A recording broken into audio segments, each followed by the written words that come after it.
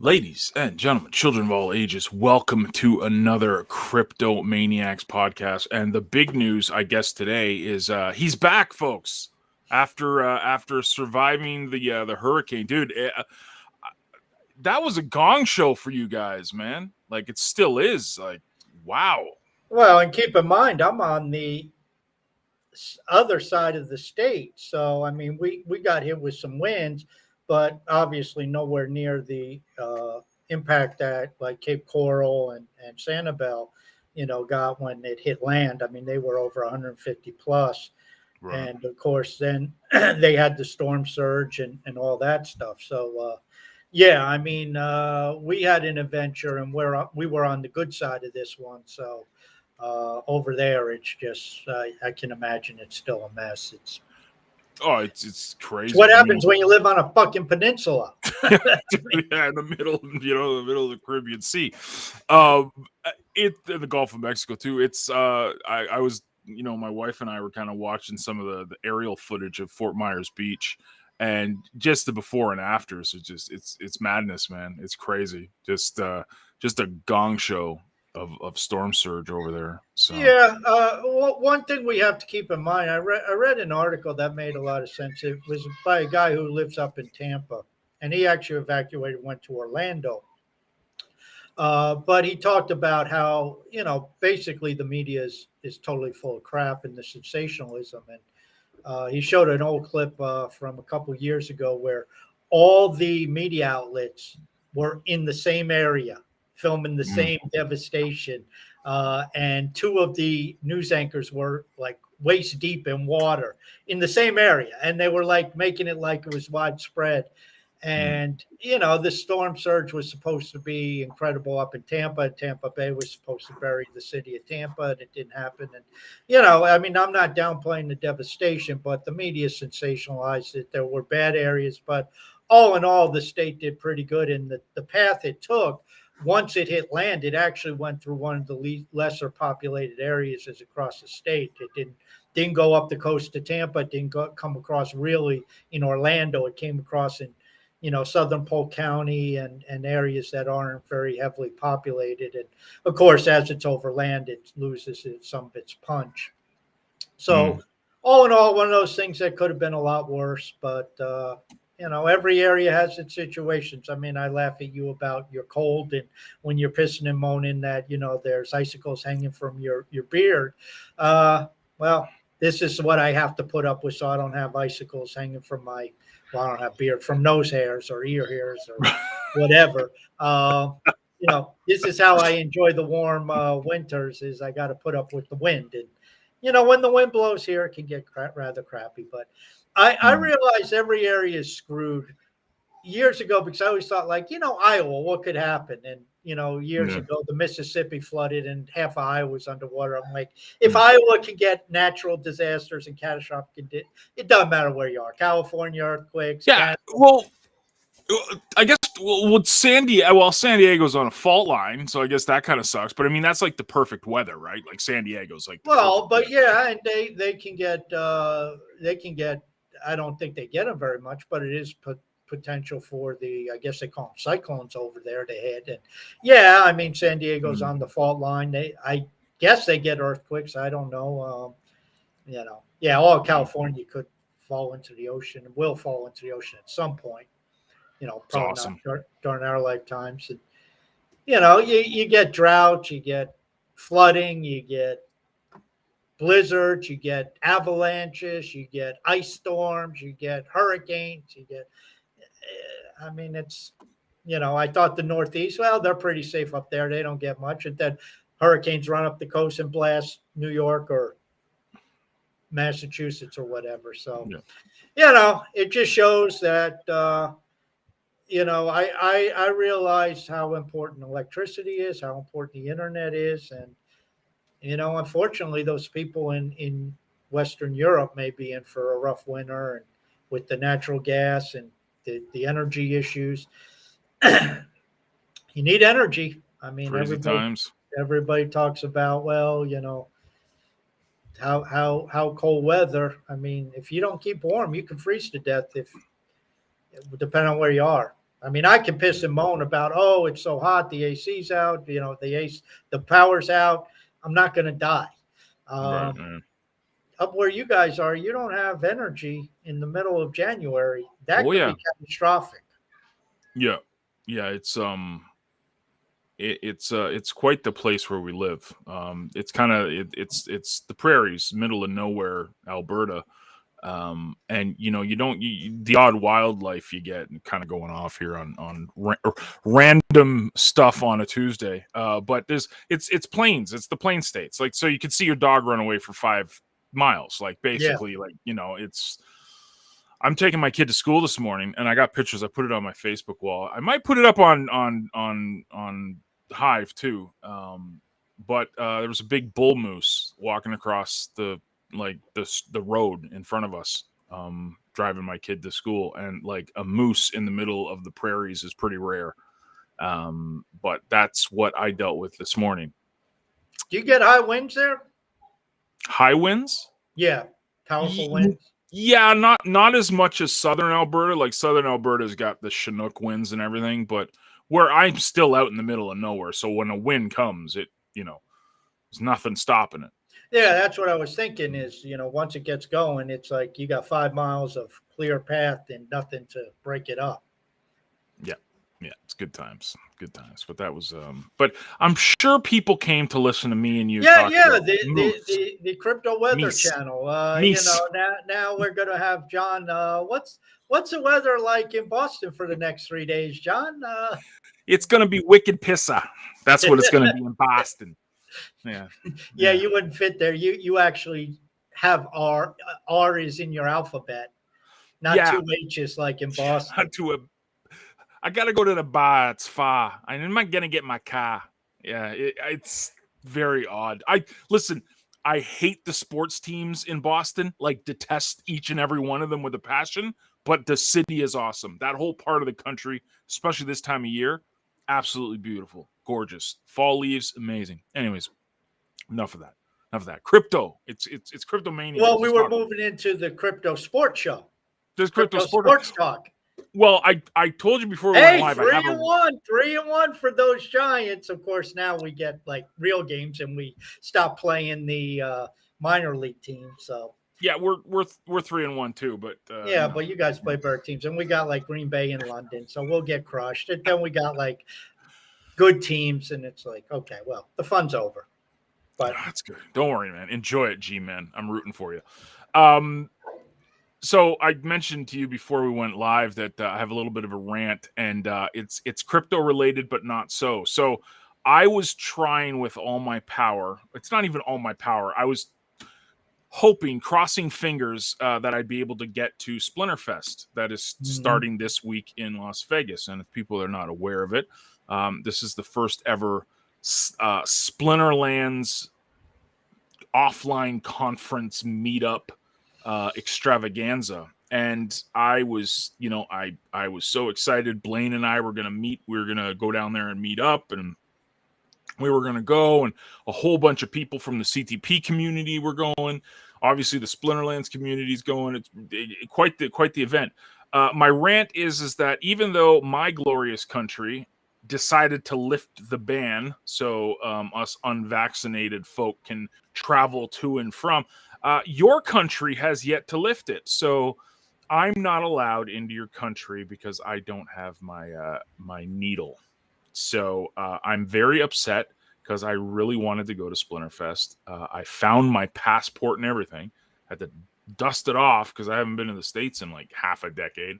But I'm upset, man. I was really looking forward to going to Splinterfest. And it's only about a day's drive from here. So it's extra annoying to me. So that's my rant. America.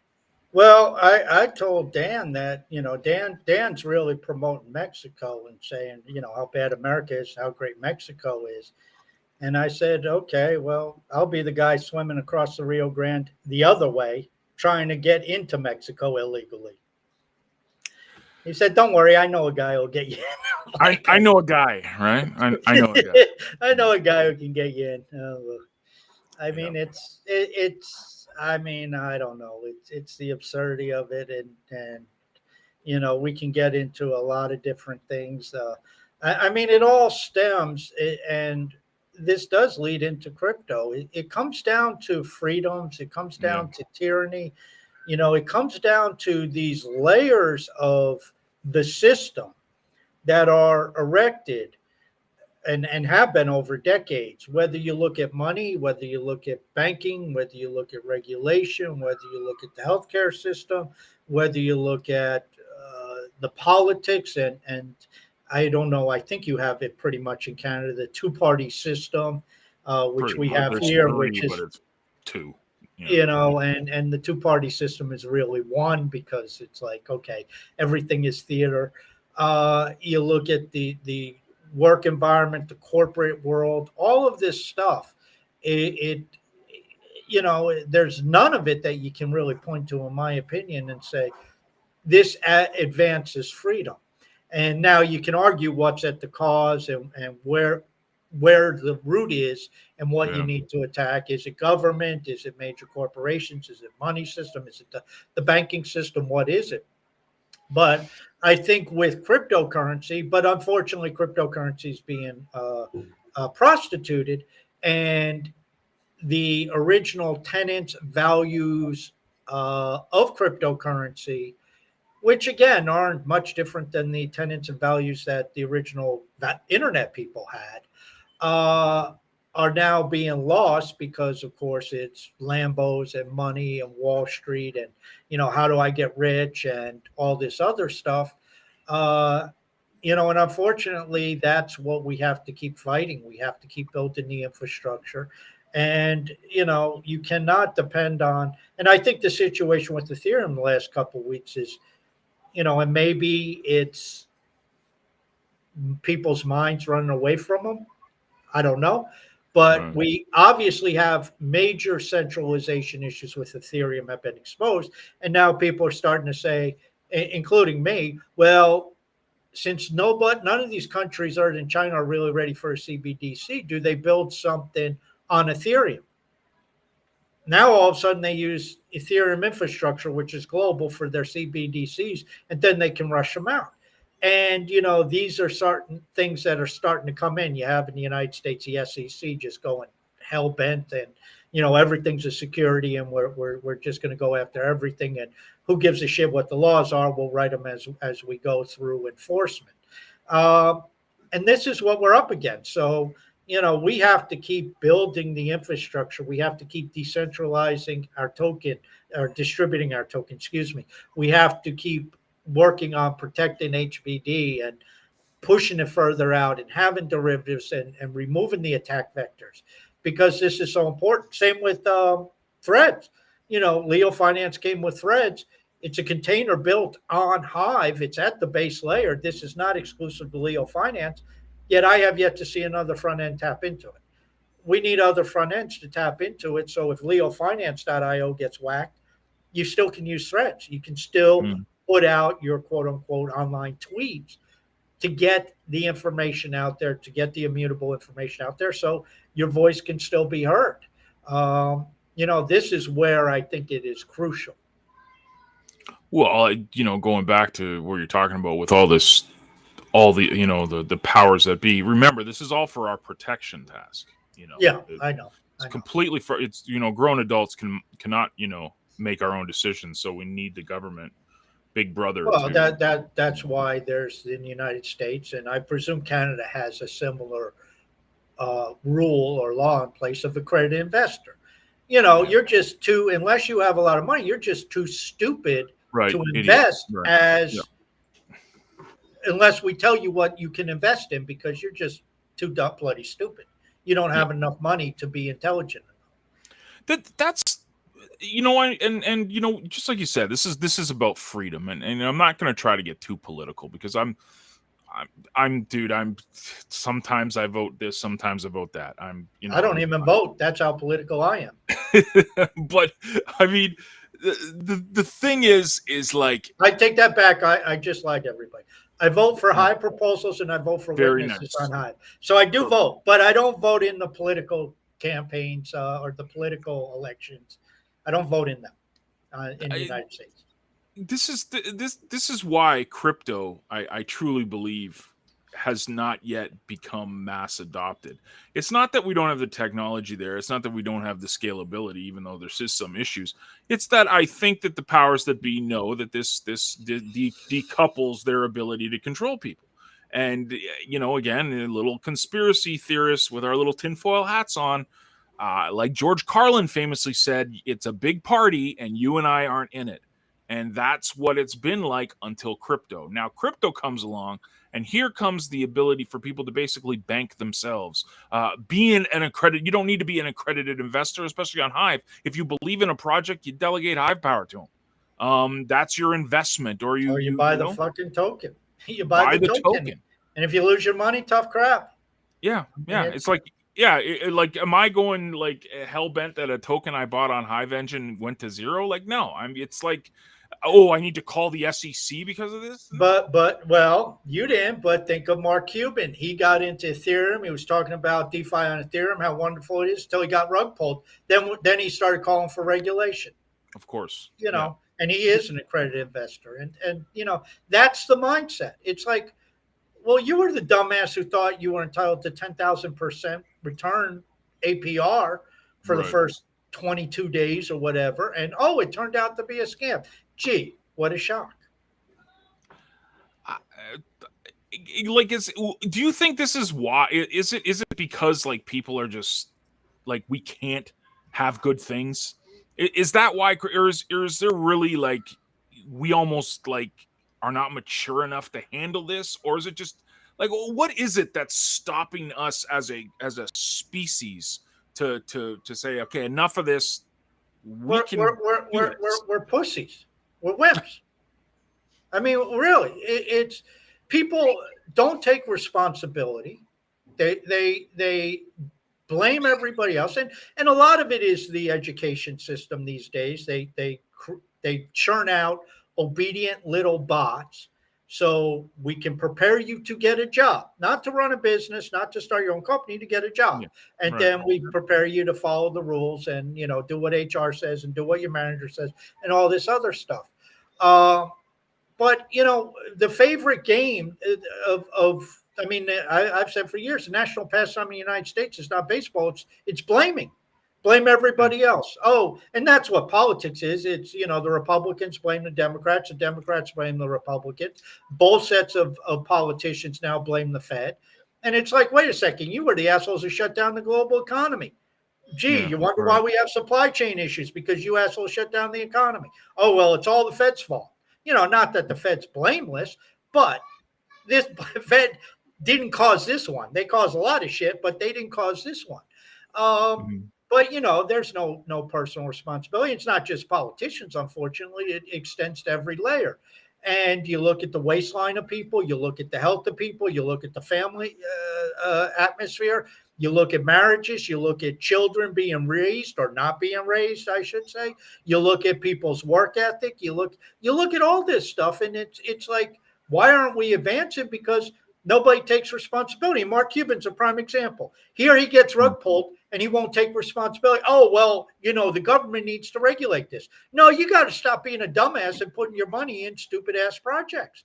It's your own damn fault. Nobody forced you to hit the send button for you to put your Ethereum or whatever the coin is in that project. You did it of your own free will. Be a man, look in the mirror and say, I did it. I was stupid. That was a mistake. I'm not going to do that again.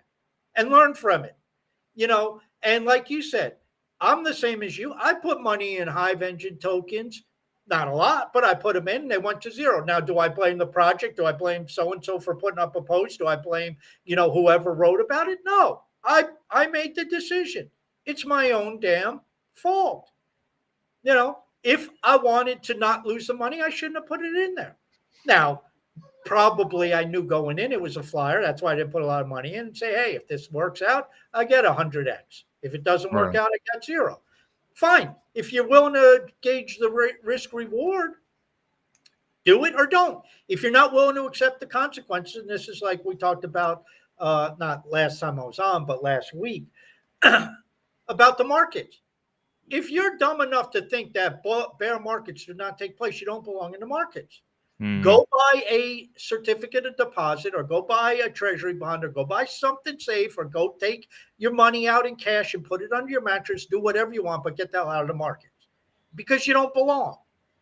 Take responsibilities. Yes, markets will go up. FOMO happens. It's exciting. If you didn't take profits, that's your own damn fault, because there will be a bear market at some point. It's guaranteed. And if you're in the market, stop pissing and moaning right now. It's a bear market. There will be a bull market at some point. I can't tell you when. I just can tell you this fall, this winter, this next spring, some point in time, there will be a bull market. Mm-hmm. I don't know how long it'll last, the bear, but there will be a bull. If you're still in, then you have the opportunity, and you should learn the lesson of not taking the profits when you could have, or learn the lesson that, you know what, I'll ride the ups and downs because I believe in what I'm in, and I'm not looking at where I'm at in 2022. I'm looking at 2028, 2030. If you have a long-term focus and dependent on the asset, okay, that might be a valid way to go, like with Bitcoin, with Tesla, with Apple, some of these things that do have some good long-term prospects. Beating a dead horse and stuff we always talk about here.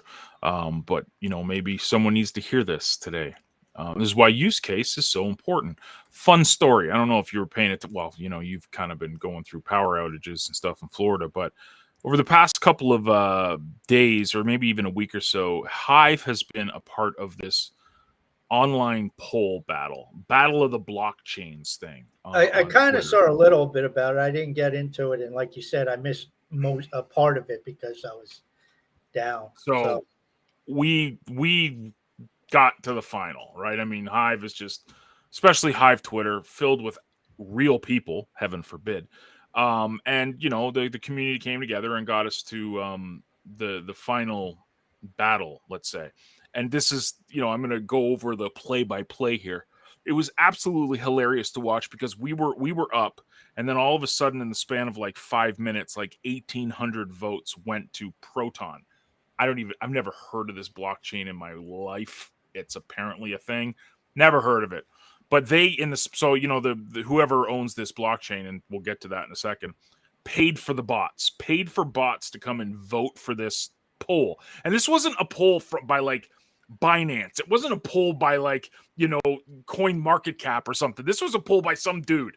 Just some dude put up a battle of the blockchains, got a whole bunch of followers on Twitter because of it, and got someone on Proton to actually buy 1,800 votes for this blockchain. Of course, Proton then wins because we don't have 1,800 bots to flood the vote with. And, we're kind of like, people on Hive are kind of calling it out. Like, this is bull. Like, what are you guys doing? Like, really, you cheated over a poll like this? And the guy's like, someone from Proton's like, well, our CEO is a marketing expert, and and we're just like the Hive community and myself. I'm reading this. I can just imagine that person probably got blasted. CEO. Yeah, CEO of a blockchain. That's what I'm thinking. Like, these guys are literally promoting that, first of all, they used bots, and second of all, that they have a CEO and a head of marketing for that blockchain. And it's just like, it's all bull. It's all bull. People saying they want decentralization in crypto. It's all bogus, folks. They want green candles. That's all they want. That's all they want. They don't care about decentralization. They don't care about actually having the technology behind these products. And they most certainly don't care about use case, because if they did, guess who would win 10 times out of 10? It's Tron, for sure. Like, another, like, look, there's this thing, crypto dude, really good guy. Follow. He's part of the Hive, and he's on Twitter all the time. And he was, Binance put a thing up this morning, like, what blockchain has the most use case and the littlest recognition? And then he puts Hive, because he's a Hivian.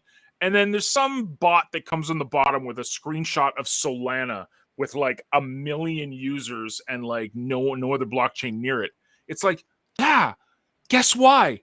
It's like, Tron's got trillions of users, but they're all bots. All of these blockchains are Well, nothing but and to give bots. Tron credit, at least it stays up. Solana, from what I'm reading, can't even stay up. Exactly. Yeah, exactly. Well,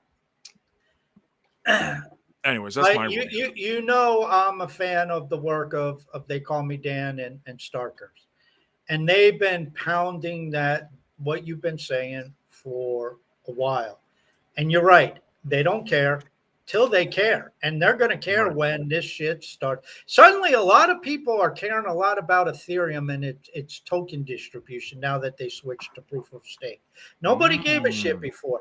Now, coin voting is suddenly getting a even a worse rap because the second largest blockchain, it's realized the coin voting as it's set up, and it's not coin voting, it's proof of stake coin voting, is a problem.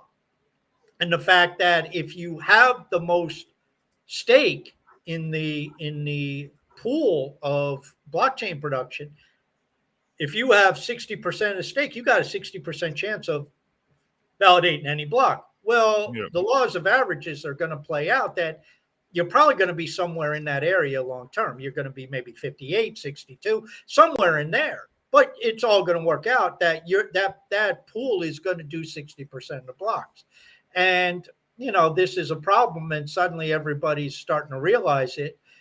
And you start to see Elon and Jack Dorsey, DSO, and it's like everybody on Twitter said, Jack's trying to build Hive. Well, guess what? I've been saying for years, Hive's the blockchain Vitalik wants to create. He's trying to create Hive, but he can't. He's stuck in what he's stuck in. So Ethereum land. Yeah. well, it's and I freely admit I've been brainwashed by Dan and Starkers. I've listened to them. I'm on CTT, so what they say makes sense. And there is a lot of problems with Ethereum having the smart contracts at the base layer. I do believe in Hive and the idea of taking as much as you can off the base layer of non-essentials, non-important stuff. Hive, we got our account management system. We have our baseline social media. We, of course, have our distributed ledger, the token, stuff like that, governance. All of that's at the base layer. But, smart contracts have to be built at the second layer. Token creation, your equivalent of ERC20, which comes from your smart contract, second layer. Liquidity pools at your second layer. All this stuff at your second layer. But it's not a concern till it becomes a concern. And algorithmic stablecoins, I mean, that made the bill in Congress, which seems shelved. It'll appear next year, I guarantee it, and probably go through, where they'll temporarily or permanently ban algorithmic stablecoins. Well, that created quite a stir on Hive, and I'm sitting there like, why? They can't do anything.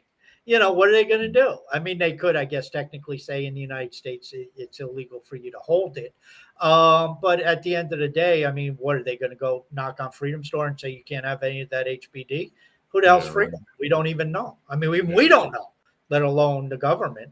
So, that's where it comes back to the infrastructure. Keep building the infrastructure, distributing the token, keep getting this stuff as far away from each and any one of ourselves as possible. That's why Dan and Starkers, they airdrop the stuff. They get the same stuff as everybody else because now nobody can say it's theirs. We turn it over to community. I mean, we're not the governance. We're just voting based upon our stake, which is an airdrop based upon that everybody else got. Right. That's the important thing. And, when USDC, I wrote about that this morning, when they get their nuts in a ringer and they have to adhere to the regulations and be a bank, and then even worse, they get bought out by JP Morgan or Goldman Sachs. Coinbase, I think, is ultimately going to end up in the same position where they get bought out by one of the big banks. All of a sudden, you're sitting in a situation where people say, oh, my God, now JP Morgan or Goldman Sachs controls my USDC. Yeah, they do. Yeah.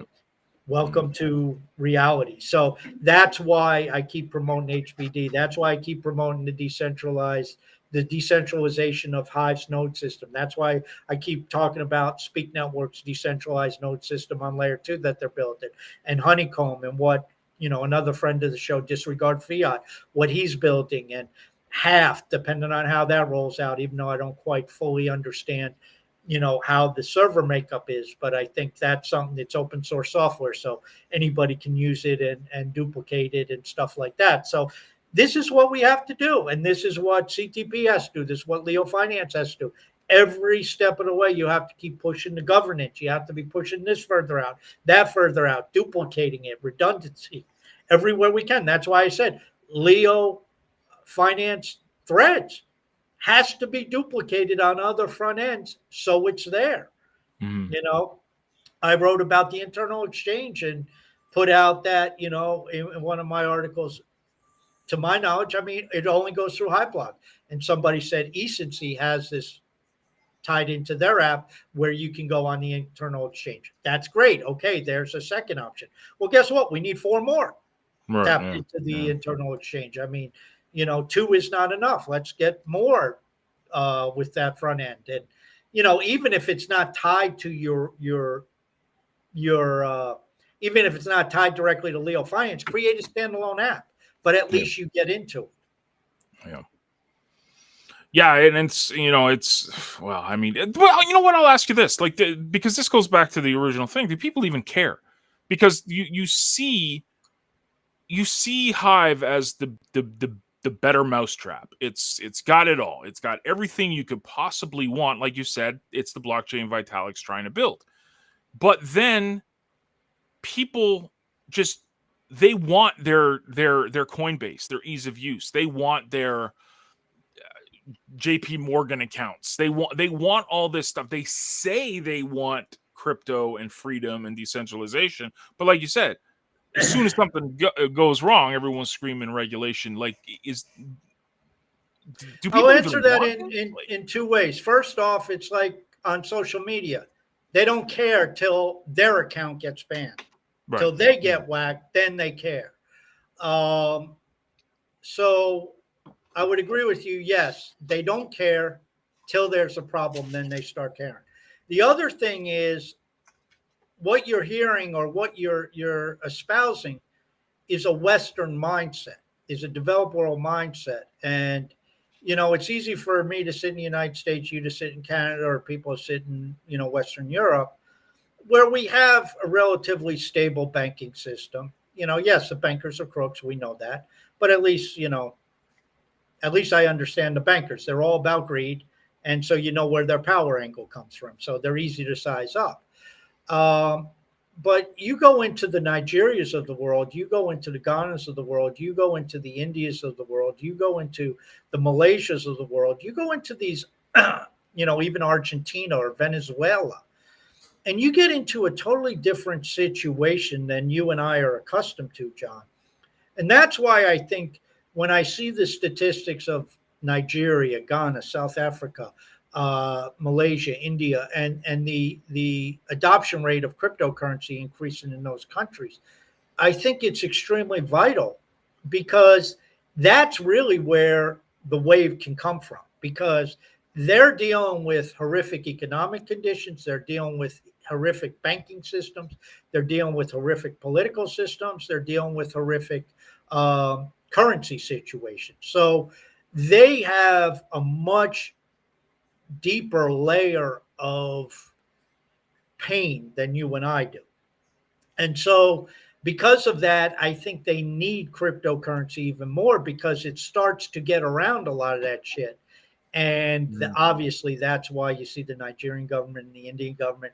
I mean, they're far ahead of the United States and Europe and Canada in terms of their fight against crypto and the regulation and all this other stuff. Is probably because it's such a threat to their overt corruption. Not that we don't have corruption in our countries. We certainly do. It's just not as overt. And I think that's a bigger premise, because those people are used to being beaten down a lot more. I mean, you want to talk about a bank run in the United States. In the United States, I think it's 250,000 deposits are insured. So if bank goes down, as long as you have less than 250,000 in account, you're safe. And that happened in 2008. Banks were being closed left and right, and people didn't lose their money. You take that away, and you have some dude who has 125,000 in a bank account. Which, why would you do that? But people do.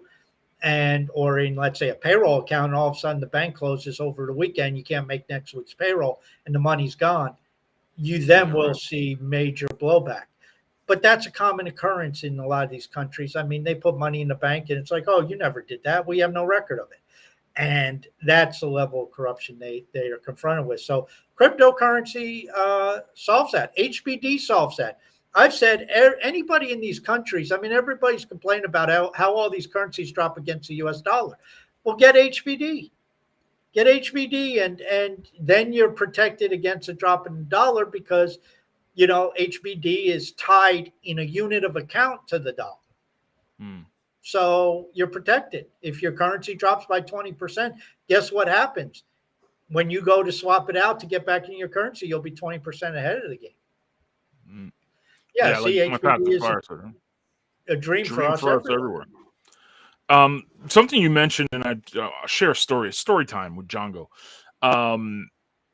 You mentioned people don't care about this until it happens to them. Yep. And I'm going to share a story. You've heard this before, but maybe new listeners to the show have not heard this. I come from the background of online business and online marketing. I've been in business for myself since late 1990s, early 2000s. I got involved in this company back then called PayPal, basically when it started. So when Elon Musk was the owner of PayPal, that's when I got into this stuff and used it, because before that, to send and receive payments, you guys don't even understand what it was like. You literally had to send physical checks, or there was this thing called e-gold, where you had to get digital gold. You had to get physical gold, transfer it into digital gold, and then that's how you would send and receive payments, or you'd write a check and send it snail mail. It was archaic. You can't believe it now. But I jumped into PayPal. I was a PayPal customer from like 2001 to 2018, 2017, or whatever. So it was like 17 years of using PayPal. Throughout those years, this is what PayPal was famous for. Your account has been frozen. Your account has been frozen. Your account. This is what was coming up with PayPal customers for years and years and years. My response was always like, oh, you must be doing something shady. It'll never happen to me because I'm above the board. Everything I do is legit. It'll never happen to me. That's because of you. I didn't care about the problems people were having with PayPal literally shutting their accounts down. Completely shutting accounts, no recourse. You couldn't do anything. It ruined my business because so many people were getting shut down, but it would never happen to me, Task. Never. Then in April of 2017, I got the email. Your account is shut down. You can't get it back. Don't even send us a support ticket. You're done. Why? Because I had broken their acceptable use policy. Now, I haven't changed anything I've done for 17 years, but one day they have it in their terms that you agreed to. Time to put on your big boy pants. When you sign up to this stuff, you agree to it. They have it in their acceptable use policy that they can change that at any time. They have it. It's in their terms of service. They can change what they deem acceptable at any time. So they changed what they deemed acceptable, and my account got shut down after 17 years of paying for 2 mortgages, putting my kid through school, paying bills, everything, you name it. Nothing.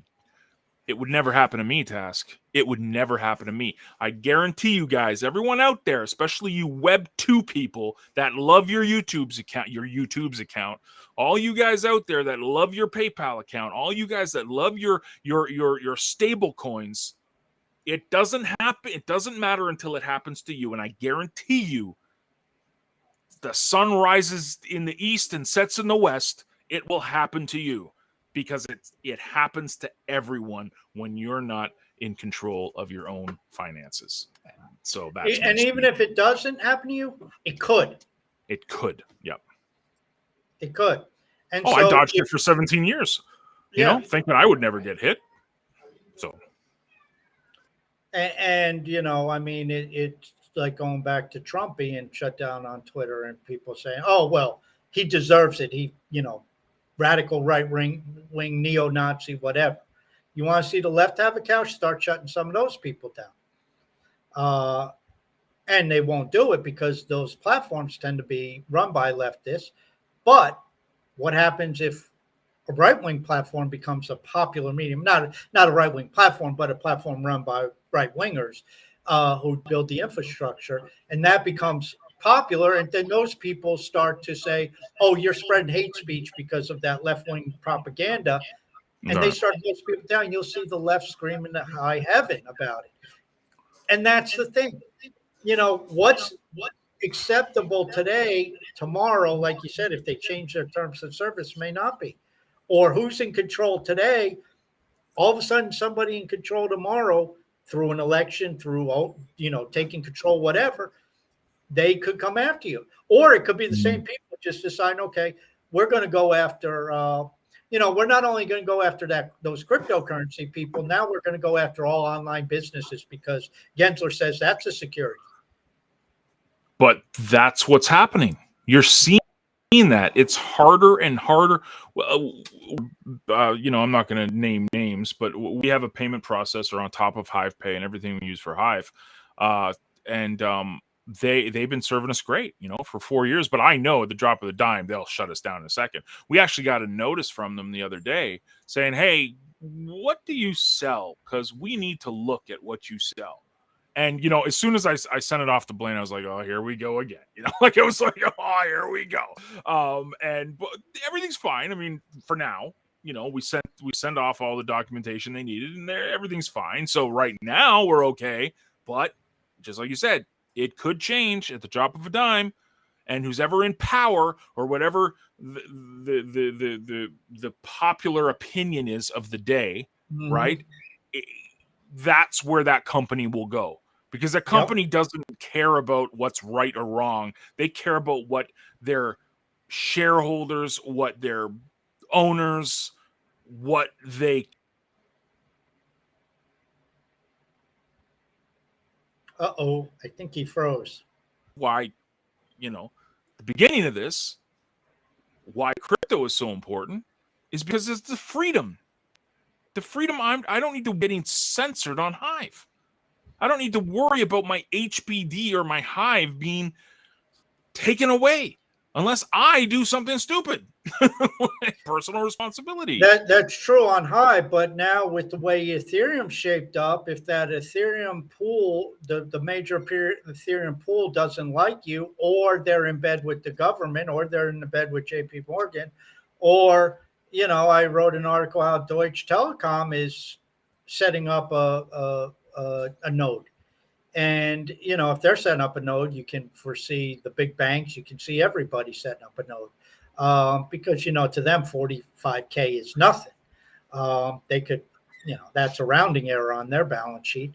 So they could go out and get 45K worth of Ethereum or the 32 Ethereum, whatever it amounts to in USD, and set up this node. But then guess what? If all JP Morgan people stake their Ethereum with the JP Morgan node and JP Morgan becomes the biggest node processor, guess what? You have a blockchain that's run by JP Morgan. And they can do whatever the hell they want. And, then you can probably see a 51% attack because they process most of the blocks. I always knew there was a reason why I didn't like Ethereum. Well, but this holds for most of the blockchains outside of Bitcoin. For sure. I mean, it's you've looked at all these Bitcoin forks or all these proof of work forks that have been 51% attacked. It's happened over the years. Then you look at some of these others, especially the Dan Larimer creations. Look at the token distribution. I mean, he keeps going to the same thing. He creates coin voting, but then he prostitutes it by having stupid distribution. He did it with the Ninja Mine on Steam. He did probably something similar on BitShares. As EOS, in spite of the 1 year long ICO, had a terrible distribution. Hive fixed it because we forked it out. And we took the Ninja Mine and we threw it in the DAO and said, this is non-governance voting. Yeah. So, it's like, And governance is starting to get looked at and be talked about, and that's a good thing because it is very important. But I go back to what the CTT guys say. I mean, how can you do it with a founder stake? How can you do it with venture capital? How can you do it with, these insiders? You can't. It doesn't happen. So the only way we are going to progress with some of these chains is for the communities to fork it and fork out the founder stake or the Ninja Mind stake, or whatever term you want to use. And you know what? EOS, the EOS community should just say, screw you, fork EOS and fork out the Block One stake. Say, sorry, you're done. You screwed up. You get nothing, and we're moving. Dude, I like you. I never look at charts. Like I never look at the Coin Market Cap, CoinGecko, nothing. Like I never did. And you're just talking about EOS, or whatever the hell. I don't even know what it's called. And that was a top 10 token forever. Like that was just like, it was like the second coming. All right, this was gonna be the Ethereum killer, the Steam killer, the Hive killer. It was gonna kill everything. Do you know where it is right now? No idea. What would you guess? Like, you remember, this was a top 5 token too. It was like 145. It's 45th. 45th. I got the 45 right. You got the 45 right. Yeah, 45th on Coin Market. I can't load CoinGecko, so I'm assuming it's the same. That's crazy to me. This shows me what we've been harping about on this podcast for months, and if not years. Use case is important. You can have all of the hype. You remember when they bought voice.com? Remember Voice? That was going to be the killer. I see it with another blockchain by a bunch of developers that ran the Steam blockchain that decided not to go with Hive. They wanted to build their own. I see this all the time. You can have the best tech in the world. You can have the best white paper in the world. You can have the smartest people behind it. Dan Larimer is probably one of the smartest people on the planet, okay? But if you don't have people, if you don't have use case, you have nothing. And I'm not talking community, just a bunch of blowhards on Twitter that are trying to pump the price. I'm talking about actual people that use this stuff. You have nothing. You have nothing. And all of these people are starting to realize it. I think they are, slowly. But without people, without actual use case, what do you have? Nothing. Thanks for listening to my rant. Well, and part of that, what you're describing, centralization in the short term is a lot more efficient. It's a lot more powerful. But in the long run, decentralization eats up centralization because of innovation. And so when you have a centralized system, whatever it is, in this instance, we're talking blockchain, innovation gets stunted. Now, with Hive, we have a totally different situation because you have the capability, because of the token distribution, because of the node structure, that people can innovate. So CTP can do their stuff. Speak Network can do their stuff. Leo Finance can do their stuff. Splinterlands can do their stuff. And there's a certain degree of overlapping. Now, Splinterlands is a centralized company. They got their business structure, which they have their owners. They do a lot of their stuff off chain. It's run on their servers. You load your tokens up there. Same as ListNerds. You're going off chain. You're moving your CTP off chain. But it's still, there's that overlap. And, people are building, as we've talked with last month with all the Splinterland stuff, people start to develop businesses around Splinterland.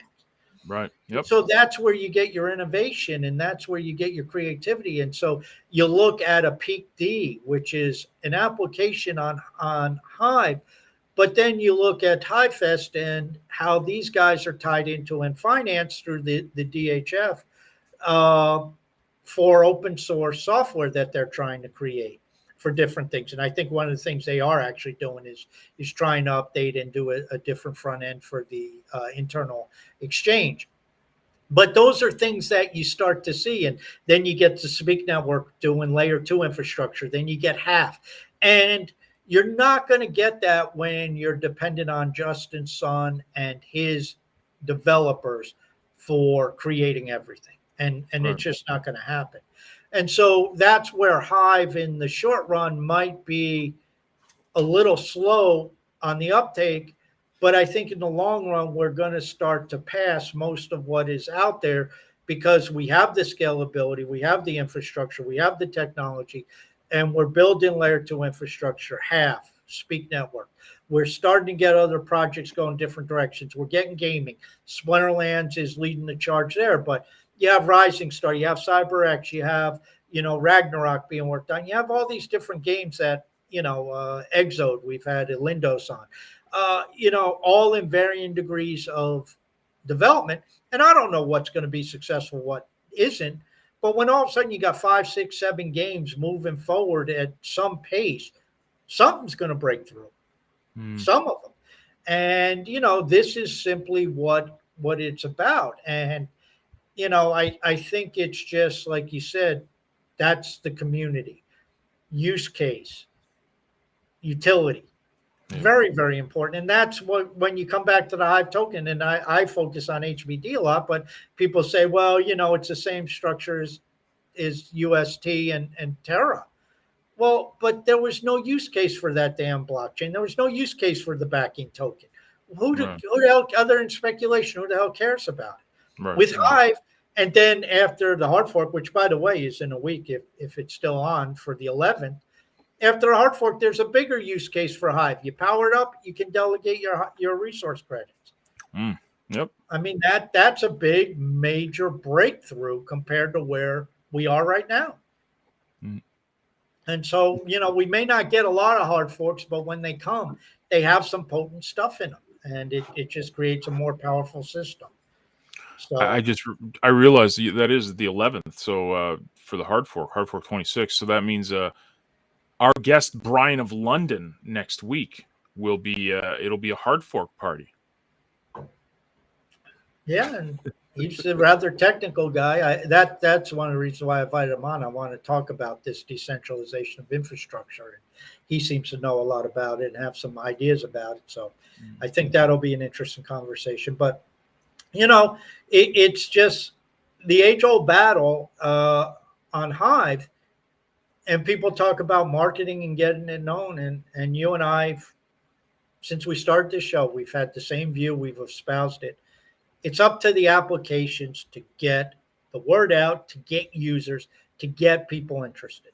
And other than Splinterlands, nobody's done that. And that's the difference, is CTP has to get people to Hive. Not to Hive. They have to get people to listeners. They have to get people to project, whatever you guys are calling my project task, we'll call it. Project Task. I was going to call it Project Blankish. Blankish. No, Project Task, the one that I like. Project Task, and you got other things. And, that's where it comes down to. And you can build all the infrastructure, but people aren't drawn by infrastructure. They don't give a crap. They need to know. Use something. It's a game. People are attracted to Splinterlands, not because it's on Hive. People playing Splinterlands don't give a shit about Hive. They care about Splinterlands. And that's what Splinterlands does. I was watching Splinterlands put out a tweet today. And one of the official sponsors is Hive to Splinterfest, and the official Hive Blocks account tweets out that Crimson Clad is going to be doing a talk at Splinterfest, and she's going to be talking about Hive, and the Hive Blocks account is like, yeah, this is the technology that Splinterlands is on. And I'm sitting there reading it, and it's like, it's so funny for us on Hive. We know this. We wear it like a badge. Like, Splinterlands is ours. Like, it's part of Hive. But for the majority of the people that actually play Splinterlands, and this is actually a good thing, they don't even know it's on Hive. It's in the background. It's the technical stuff that runs your computer, and the technical stuff that runs your iPhone or your Google Android. It's the technical stuff that runs your TV. Do you know how a TV works? No, but everyone's got one. That's what we need. Yabba and I had this conversation years ago. Mm. And he basically said the same thing I've said about AWS. And he said, Hive, well, at that time it was Steam. We Right. need to make it like AWS, where it's just in the background, nobody knows it's running. Yeah. And obviously, that's the approach they've taken with Splinterlands. It's like you said, they have been successful. They promote Splinterlands. They don't promote Hive. Yeah.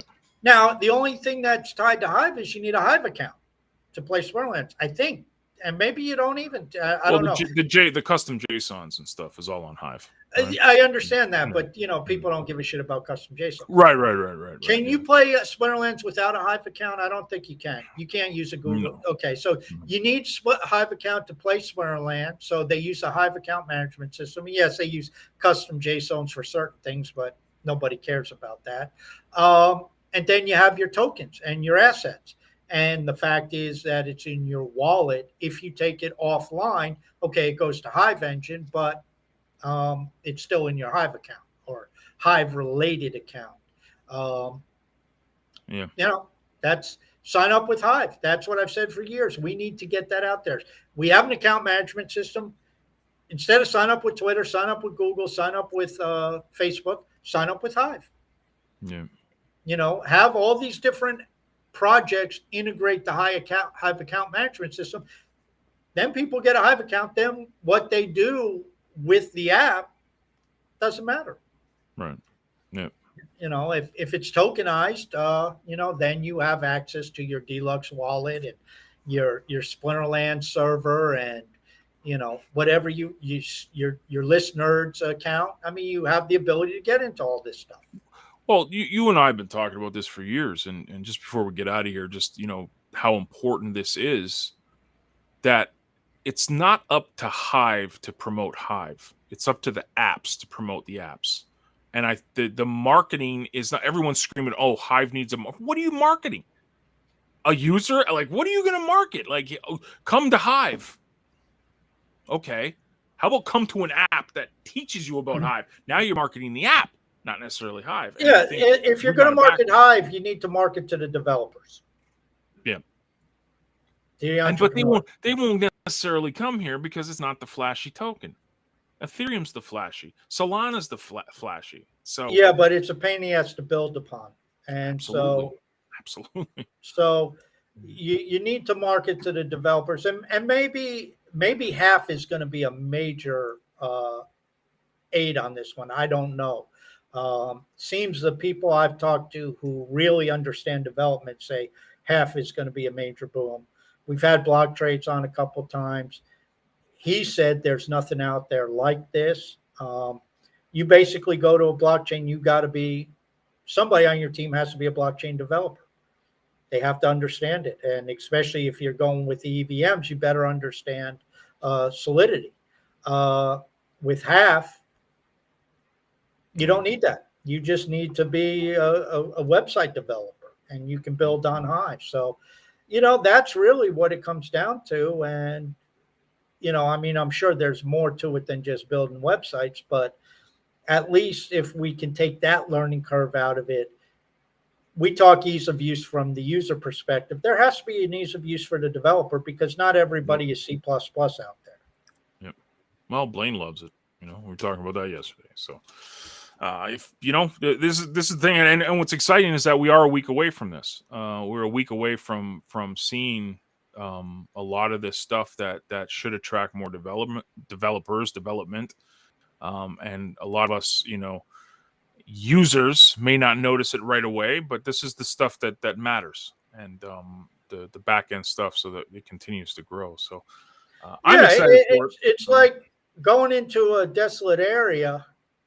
We notice when new hotels go up and new bars and shopping centers and all that. We don't pay attention when they're driving into the forest, clearing the forest for the road. Exactly. The infrastructure, the pipe, that's very, very important. And I presume half will be released at the same time. I mean, it's not tied to the blockchain in the sense that, the hard fork. They could do it at separate times. The intention, from what I understood, was they wanted to correlate them together. So I presume half will go live at the same time. I don't know, but that's beyond me. But yeah, I mean, it's a lot of this hard fork is not sexy for you and I.